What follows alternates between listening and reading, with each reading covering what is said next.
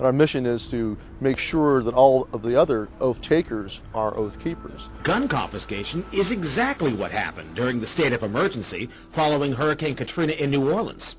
U.S. troops also arrived, something far easier to do even now thanks to last year's elimination of the 1878 Posse Comitatus Act. That forbid U.S. troops from policing on American soil. We've had critics that say, well, what are you guys talking about? Of course I'm going to keep my oath. I find it offensive that you'd even suggest that a military officer or a police officer would not keep the oath. And we say, hey, we got one word for you, Katrina. Okay? Look at what happened there.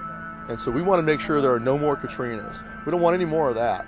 What we're hearing is that a lot of those guys just weren't prepared for those orders and hadn't thought about it ahead of time. Then we have Lieutenant Commander Cunningham, Guy Cunningham, who was the author of the 29 Palms survey that was done back in 1995. Well, he surveyed the Marine Corps, some Marines at 29 Palms, and asked them whether or not they would fire on Americans who resisted in an attempt to disarm them. If orders came down to disarm the American people and they resisted, would they fire on them? And so the 29 Palms survey, ending with question 46, with the scenario that the government has banned all non-sporting firearms and that the American citizens in possession of these firearms have 30 days to turn them over to the local authorities. At the end of this period of time, several citizen groups form that refuse or resist the confiscation of these firearms banned by the U.S. government.